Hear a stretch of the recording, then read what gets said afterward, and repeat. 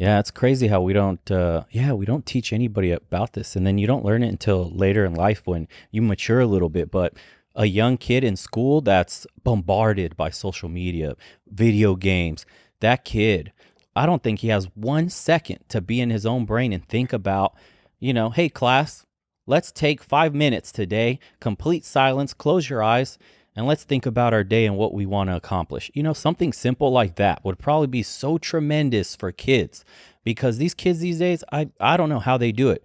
Because having a cell phone in your hand at 7 years old, a mobile game, video game, whatever, like Nintendo stuff and all this, and it's nonstop. Your phone is now your video game, your TV, your radio, your everything all in one. And these kids are never, never, ever not looking at it, and that's all they do, man, all day. I remember I went to a U-Haul just to get a truck to help me move, and the lady had her kid there, and that kid was glued to the screen next to the plug so his shit doesn't die, and he's literally just watching TikTok videos, people on YouTube playing video games, doing what kids do, Twitch streams, whatever, and he's just glued to it. He's like, a zombie.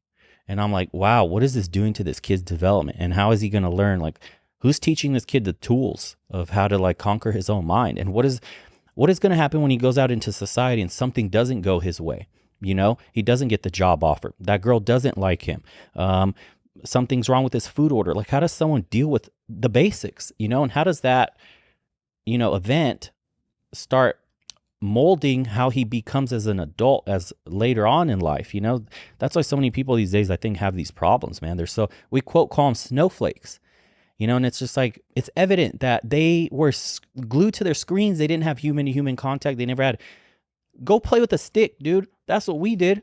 We had stick battles, hit each other with sticks and stuff, Go play. outside, make some games up. Right. Yeah. Make something up. Be Tag. interacting with people. Exactly. Be a kid. Like, these kids today haven't had that. Like, I think it's such an important part of growing up as a kid. Just have time to interact with other kids. They don't do that these days. It's you come home from school and it's like, yeah, bro, I'm hopping on Call of Duty with my friends. I like the point that you brought up, though, like something as simple as taking 5 minutes in school. And it wouldn't have to be for every class. It could just be maybe that first class of the day, or maybe there's a way to find out when kids are the most stressed throughout the day. Because I know, personally, when you're going through school and you're in the other grades, middle school, high school, when you have more of the periods, there's definitely a time that you feel more stressed than others. Maybe it's midday, whatever it might be. And I know there were some there's other countries like Sweden and places where practicing the slight meditation for their kids, and they saw some really good results in how much the kids relaxed. And this was at a younger age. I remember it being around like that 6-7-year-old range, but it was helping the kids focus more, stay focused throughout the day. Because when you're little, of course, your brain's going to be all over the place learning these things. But something as simple as 5 minutes of breathing, trying to clear your thoughts. If you can't clear your thoughts, all you have to do is focus on your breath work, in and out, in through the nose, out through the mouth. Keep it real simple and start small. And that way you can build your way up. I really think that's actually a great idea, and they probably should do more research on it. And if not, maybe they are doing it right now. For all we know, maybe this is like a little test that they're doing.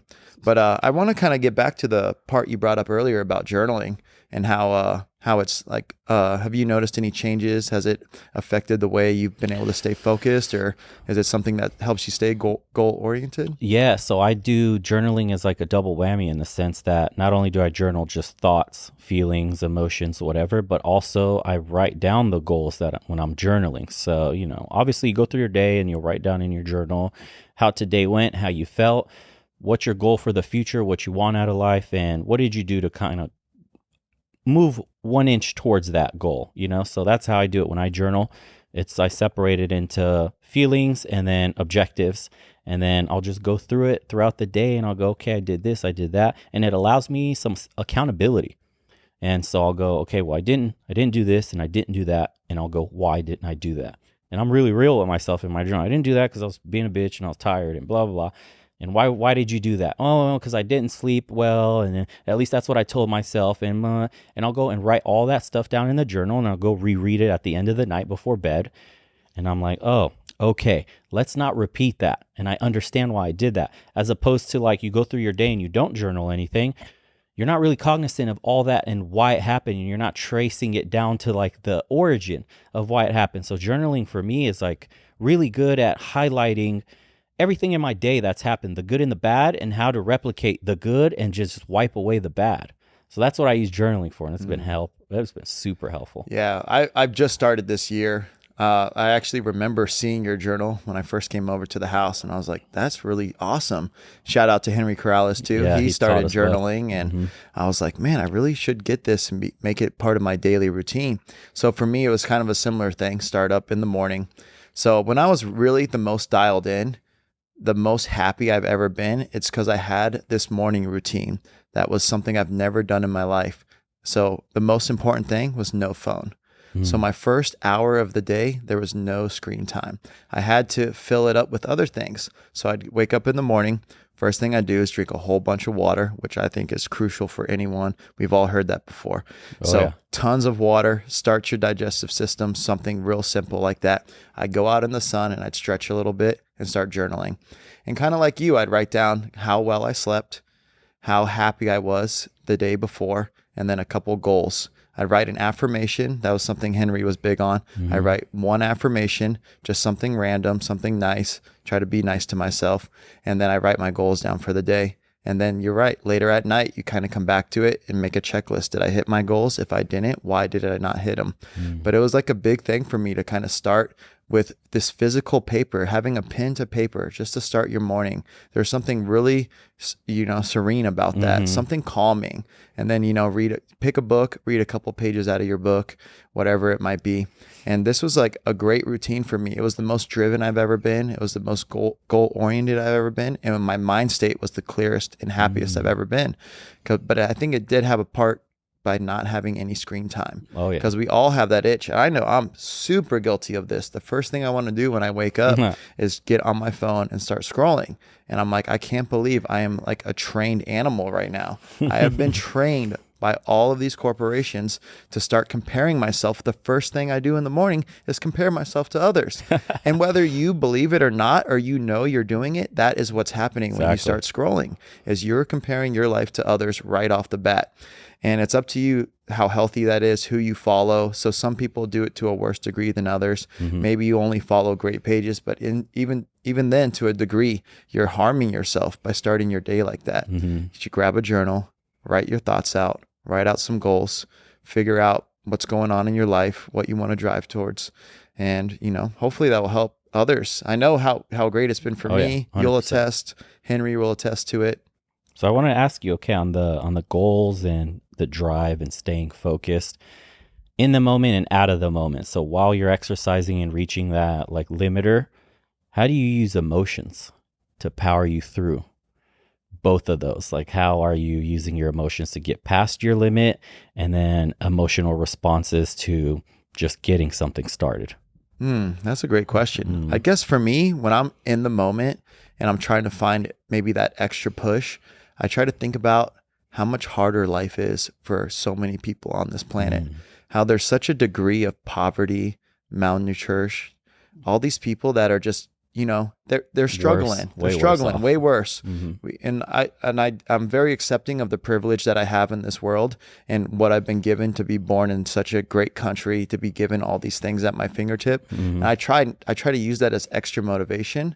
So when I'm really getting down, I'm not really feeling that drive that day, I try to remind myself that you live a great life. And, it's almost an injustice not to push hard today. I almost feel like I'm letting others down. And maybe not even those people, not necessarily the people that are doing the worst in the world, but think about all of us. We all have a team around us, whether it's your friends, your family, your significant other. Like, I try to think about them. What would they think if I just kind of took it easy today? If I got off the gas pedal just a little bit?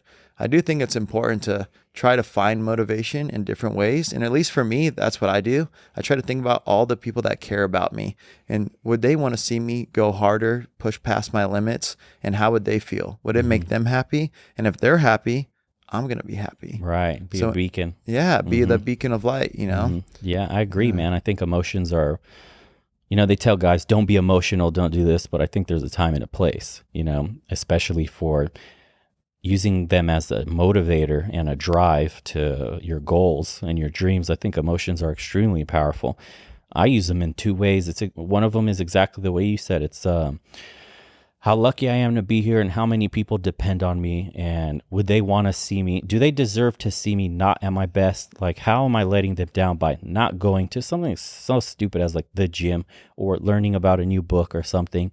What example am I setting for those around me? And I would want to be a beacon of light, and they look at me, or them to look at me and be like, wow, he's doing so much. He's doing all this. I'm motivated now to go do. I've been inspired. I want to inspire those around me to do great also, because I've been around, our friend group as well as tremendous individuals, and all the things that they do in life is so inspiring, man. And you can just get a little bit of that energy and apply it to yourself. And hopefully you grow, and then you just distribute it back, and it becomes like a circle of positivity that just constantly everybody's leveling up just off of each other in different ways, because I'm not going to be a pro fighter, but hanging out with those guys and the drive they have, it's like, oh my God, I need to go harder in the aspects of my life that I chose to master. Absolutely. And it's an incredible feeling to be around these motivated individuals that leave nothing left on the table. Because for me, another one is fear.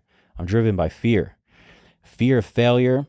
And I have this reoccurring nightmare of I'm like 80, 90 years old, and I'm sitting in the hospital bed, and like terror washes over me, and I'm like clutching my sheets. I'm about to die. I'm about to take my last breath.